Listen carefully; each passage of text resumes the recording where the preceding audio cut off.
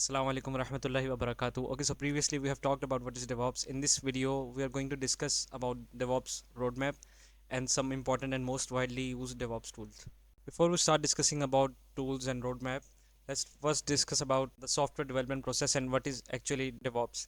किसी भी सॉफ्टवेयर को डेवलप करने में दो मेन पार्ट्स होते हैं, एक डेवलपमेंट टीम होती है और एक ऑपरेशंस टीम होती है।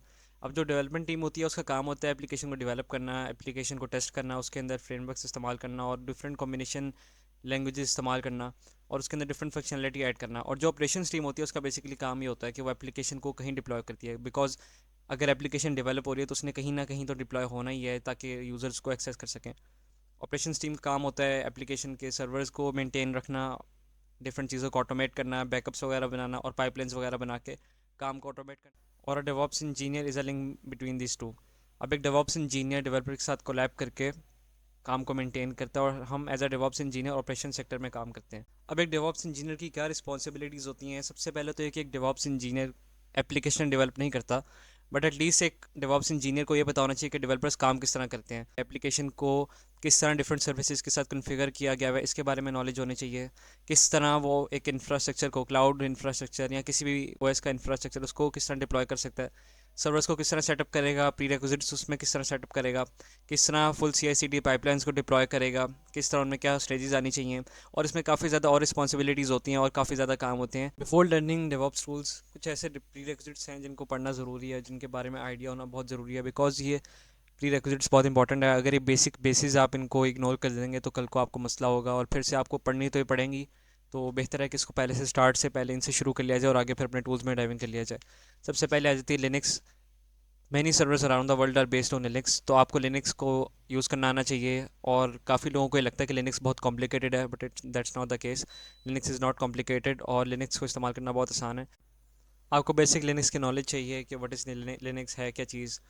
और आपको कमांड लाइन इंटरफेस यूज़ करना आना चाहिए और आपको कुछ कमांड्स याद होने चाहिए, for example LS DIR PWD, इस तरह के कुछ सिंपल कमांड्स हैं जिनका आपको आइडिया होना चाहिए। और आपको फाइल सिस्टम से फेमिलियर होना ज़रूरी है कि बाइनरीज किधर जाती हैं, एप्लीकेशन फाइल्स किधर जाती हैं, एक्सेट्रा, ये सब चीज़ें किस तरह होती हैं। उसके बाद नेटवर्किंग एंड सिक्योरिटी में आपको फायरवॉल्स के बारे में पता होना चाहिए, फायरवॉल्स के बारे में आइडिया होना चाहिए आपको। लोड बैलेंसर्स के बारे में पता होना चाहिए, HTTP और HTTPS के बीच बीच में जो डिफरेंस है उसके बारे में पता होना चाहिए। कुछ प्रोटोकॉल्स, IP DNS सबनेटिंग, इसके बारे में आइडिया होना चाहिए, क्योंकि आप कोई क्लाउड प्रोवाइडर इस्तेमाल करेंगे उस पर आपको ये चीज़ें सेटअप करनी पड़ेंगी। और अगर आप इनको इग्नोर कर देंगे अभी तो कल को आपको मसला होगा, क्योंकि मैंने भी अपने जब मैं डेवॉप्स का कोर्स कर रहा था तो मैंने भी इन चीज़ों को स्टार्ट में नेगलेक्ट किया, लेकिन बाद में मुझे आके पढ़ना पड़ा ही इनको, और अच्छी तरह पढ़ना पड़ा। तो आप अगर इसको स्टार्ट से ही अच्छी इस पे आपकी बेस बन जाएगी तो आपको बहुत आसानी होगी इंशाल्लाह। स्टार्टिंग में बिल्ड टूल्स आपको, एज अ डेवॉप्स इंजीनियर आपको बिल्ड टूल्स के बारे में आइडिया होना ज़रूरी है। फॉर एग्जांपल एक जावा की एप्लीकेशन है, उसमें हम बिल्ड टूल इस्तेमाल करते हैं, मेवन, ग्रेडल। और जावास्क्रिप्ट की एप्लीकेशन में हम इस्तेमाल करते हैं npm yarn, और पाइथन की एप्लीकेशन में हम पिप इस्तेमाल करते हैं, PIP। तो आपको इनके बारे में आइडिया होना चाहिए और आपको इनके बेसिक बिल्ड कमांड्स के बारे में पता होना चाहिए। और आपको ये पता होना चाहिए कि किस एप्लीकेशन के साथ कौन सा बिल्ड टूल इस्तेमाल होगा। इन बेसिक चीज़ों का आपको नॉलेज होना ज़रूरी है। उसके बाद आ जाती है गिट। गिट तो अब IT में या कोई भी आप सॉफ्टवेयर इंजीनियर हैं, डेवलपर हैं, एथिकल हैकिंग में, तो गिट तो ऑलमोस्ट हर किसी बंदे को आता ही आता है। गिट के बारे में आपको आइडिया होना चाहिए, बेसिक गिट कमांड्स आपको आने चाहिए, ब्रांचिंग और मर्जिंग के बारे में आपको आइडिया होना चाहिए, कॉन्फ्लिक्ट्स को किस तरह हैंडल करते हैं, एक्सेट्रा। डॉकर, ना Docker is a very important tool. मेरे अब तक जितना एक्सपीरियंस रहा डेवऑप्स में, डॉकर और क्यूबिनिटीज़ ये दो ऐसे टूल्स हैं जिनका सबसे ज़्यादा काम इन दोनों पे आता है, सबसे ज़्यादा काम इनका आता है। तो डॉकर आजकल हर सॉफ्टवेयर पैकेजिंग मॉडल में ना डॉकर एक मेन चीज़ बनता जा रहा है। और अगर आप एथिकल हैकर हैं, डेवलपर हैं, डेवॉप्स इंजीनियर हैं, आपको डॉकर के बारे में पता होना ज़रूरी है। और एज अ डेवॉप्स इंजीनियर आपको इसके बारे में ज़्यादा नॉलेज और आपका ज़्यादा इस पे हैंड्स ऑन एक्सपीरियंस होना ज़रूरी है। आपको ये पता होना चाहिए कि आप डॉकर इमेज किस तरह बना सकते हैं। फॉर एग्जांपल आपका कोई जावास्क्रिप्ट का, पाइथन का प्रोजेक्ट है, आप उसकी डॉकर इमेज किस तरह बना सकते हैं। आप कंटेनर्स को किस तरह रन करेंगे, उनको मैनेज किस तरह करेंगे, उनके पोर्ट्स और नेटवर्किंग वगैरह। आपको डॉकर कंपोज के बारे में पता होना चाहिए, किस तरह आप डॉकर कंपोज में डिफरेंट मल्टीपल कंटेनर्स को अटैच कर सकते हैं, मल्टीपल कंटेनर्स चला सकते हैं। उसके बाद आता है हमारा जेनकिंस। जेनकिंस बहुत इंपॉर्टेंट टूल है। और पाइपलाइंस के लिए, CI/CD पाइपलाइंस के लिए आप जेनकिंस के अलावा भी कोई टूल सीख सकते हैं, लेकिन ये जो जिस इस वीडियो में जो मैं टूल्स कवर कर रहा हूँ ये मेन और मोस्ट पॉपुलर टूल्स हैं। आप एक दफ़ा ये सब टूल्स को पढ़ लेंगे तो उसके बाद आप कल को इनके कोई ऑल्टरनेटिव कोई और टूल पढ़ना चाहेंगे तो आपको इतना मसला नहीं होगा, आपकी ऑलरेडी बेसिस क्लियर होंगे, तो आपको कोई नया टूल सीखने में कोई मुश्किल नहीं होगी। अब जेनकिंस में आपको पता होना चाहिए कि जेनकिंस को सेटअप किस तरह करेंगे, उसमें पाइपलाइंस किस तरह लिखेंगे, और स्टेजेस क्या होनी चाहिए, उसमें क्या क्या प्रोसेस होने चाहिए। फॉर एग्जांपल एप्लीकेशन की टेस्टिंग होगी उस पाइपलाइन के अंदर, उस पाइपलाइन के अंदर उसका आर्टिफैक्ट बिल्ड होगा, उस पाइपलाइन के अंदर उसकी डॉकर इमेज बनेगी, उस पाइपलाइन के अंदर ही उस वो डॉकर इमेज को किसी ईसीआर पे या डॉकर हब पे पुश करना होगा, फिर उसको किसी क्लाउड पे डिप्लॉय करना होगा या किसी क्लस्टर पे डिप्लॉय करना होगा। फिर आपको ये पता होना चाहिए कि क्रेडेंशियल्स किस तरह मैनेज करते हैं, और जेनकिंस की जो सिक्योरिटी बेस्ट प्रैक्टिसेस हैं इनके बारे में पता होना बहुत ज़रूरी है। उसके बाद आ जाता है क्लाउड प्रोवाइडर। अब क्लाउड प्रोवाइडर्स बहुत ज़्यादा हैं। AWS मोस्ट फेमस जो हैं, AWS, एज्योर, GCP और लेनोवो डिजिटल ओशन, काफ़ी ज़्यादा क्लाउड प्रोवाइडर्स हैं। इनमें से कोई आप एक भी सीख लेंगे, एक क्लाउड प्रोवाइडर आप सीख लेंगे, तो कल को कोई आप दूसरा सीखना चाहें, फॉर एग्जांपल अगर आप AWS सीख लेते हैं और कल को आप एज्योर सीखने के लिए जाते हैं, तो आपको सीखने में कोई मुश्किल नहीं होगी, क्योंकि आपकी ऑलरेडी बेसिस क्लियर होंगी, आपको सब चीज़ों का पता होगा। बस 19-20 का फ़र्क होगा, इतना मसला नहीं होगा आपको उसके अंदर। तो क्लाउड में आपको हर क्लाउड प्रोवाइडर में ना काफ़ी ज़्यादा सर्विसेज हैं, तो आपको सारी सर्विसेज तो सीखने की ज़रूरत नहीं है। तो आपको बेसिक सी वो सर्विसेज पता होनी चाहिए जो डेवऑप्स में आएंगी, जो डेवऑप्स में इस्तेमाल कर सकते हैं। उसके अलावा आपको क्लाउड प्रोवाइडर्स की कुछ ऐसी सिक्योरिटी, आपको कुछ ऐसी प्रैक्टिसेस के बारे में पता होना चाहिए जिससे आप जो है ना क्लाइंट के पैसे बचा सकें, और क्लाइंट का बिल यानी उसकी कॉस्ट को आप सेव कर सकें। और आपको, जैसे मैंने अभी पहले डिस्कस किया, कि आपको हर सर्विस को सीखने की ज़रूरत नहीं है, उसके लिए स्पेशलाइज डिफरेंट, जैसे AWS में सॉल्यूशंस आर्किटेक्ट है, वो ये काम वो लोग हैंडल करते हैं। हमारा जो एज अ डेवऑप्स इंजीनियर कुछ मेन सर्विसेज होती हैं जो हमें पढ़नी पड़ती हैं। और अगर इन फ्यूचर अगर कोई ऐसा काम होता है जो दूसरी सर्विस का आ जाता है, लाइक आउट ऑफ सिलेबस आ जाता है, तो उसको भी पढ़ने में कितना मुश्किल मुश्किल नहीं होगा। उसके बाद आ जाता है क्यूबरनेटीज़।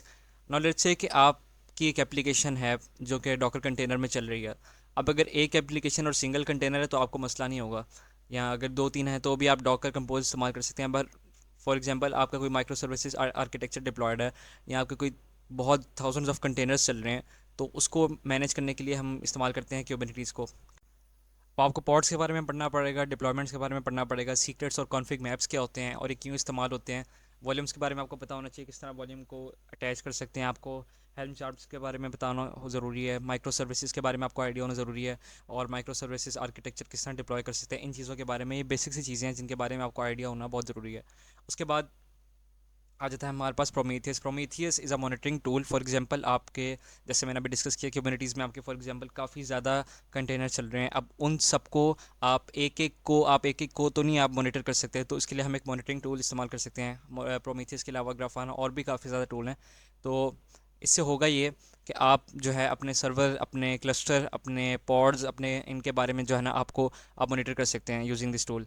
तो आपको ये पता होना चाहिए कि आप किस तरह एप्लीकेशन से डाटा कलेक्ट कर सकते हैं, और आपको PromQL जो क्वेरी लैंग्वेज है इस प्रोमीथियस की, इसके बारे में आइडिया होना चाहिए थोड़ा बहुत।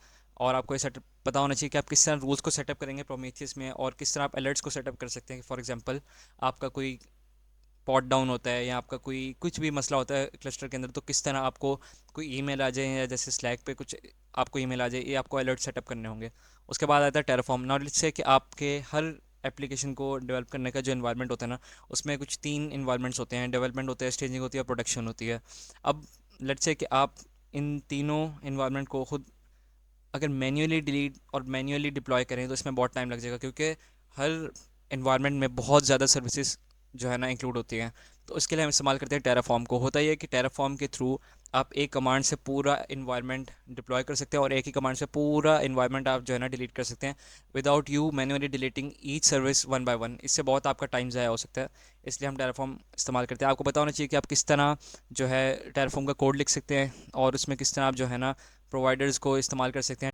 इन जनरल आपको पता होना चाहिए कि आप किस तरह जो है ना टेराफॉर्म का कोड लिख सकते हैं, कॉन्फ़िगरेशन फाइल्स वगैरह बना सकते हैं, और किस तरह आप जो है ना पूरा infrastructure on a single command आप डिप्लॉय कर सकते हैं। आपको बेसिक कमांड्स भी आने चाहिए। उसके बाद आता है एनसिबल। नाउ लेट्स से कि आपके, जैसे मैंने अभी डिस्कस किया, कि कुछ इन्वायरमेंट्स हैं, डेवलपमेंट, स्टेजिंग और प्रोडक्शन। अब इन इन्वायरमेंट्स के अंदर, हर सर्वर के अंदर जो सर्वर्स होते हैं, उन सर्वर्स के अंदर कुछ प्री रेक्विजिट्स होते हैं जो आपको इंस्टॉल करने होते हैं। फॉर एग्जांपल आपका कुछ ऐसा इन्वायरमेंट है जिसमें हर सर्वर के अंदर आपको पाइथन इंस्टॉल करनी पड़ती है।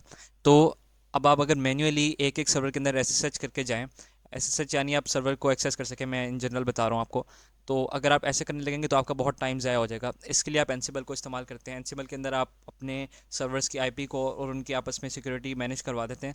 उसके बाद आप उन सब सर्वर्स में रिमोटली सर्विसेज को इंस्टॉल करवा सकते हैं। फॉर एग्जांपल आप नोड.js इंस्टॉल करवा दें, पाइथन या कोई भी सर्विस को आप इंस्टॉल करवा सकते हैं थाउजेंड्स ऑफ सर्वर्स, आप उन सबको इंक्लूड कर सकते हैं। तो आपको इतना पता होना चाहिए कि एनसिबल की प्लेबुक्स किस तरह लिखते हैं, वो YAML फाइल्स होती हैं। फिर आपको ये पता होना चाहिए कि मॉड्यूल्स क्या होते हैं, टास्क क्या होते हैं, प्लेस क्या होते हैं। फिर आपको ये पता होना चाहिए कि आप इन्वेंट्री किस तरह मैनेज करते हैं एनसिबल की, और उसमें किस तरह आप अपने रिमोट होस्ट जो सर्वर्स होते हैं आपको उनको किस तरह ऐड करते हैं। उसके बाद पाइथन है। अब ये होता है कि डेवॉप्स में कोई आपको एक स्क्रिप्टिंग लैंग्वेज जाना ज़रूरी है। अब अगर आप ओ स्पेसिफिक लैंग्वेजेस में जाते हैं तो उसमें पावर शेल या बैश आ जाता है। अगर आप इन दोनों के अलावा कोई ऐसी लैंग्वेज सीखना चाह रहे हैं जो कि बहुत पावरफुल हो और जिसकी ज़्यादा डिमांड हो, तो उसमें आ जाती है पाइथन, रूबी, गो, रस्ट। और इन सब में सबसे आसान जो मेरे हिसाब से है वो पाइथन है। पाइथन को सीखना भी आसान है और उसका कोड समझना भी बहुत आसान है।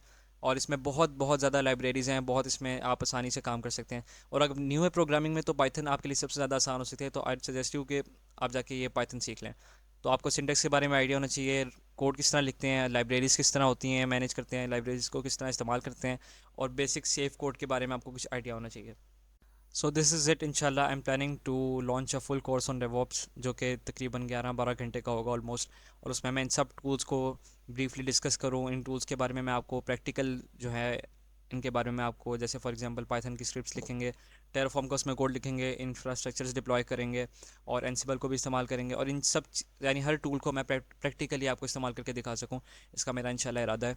एंड ऑन दिस नोट मैं इस वीडियो को एंड करूँगा इंशाल्लाह। अल्लाह हाफिज़।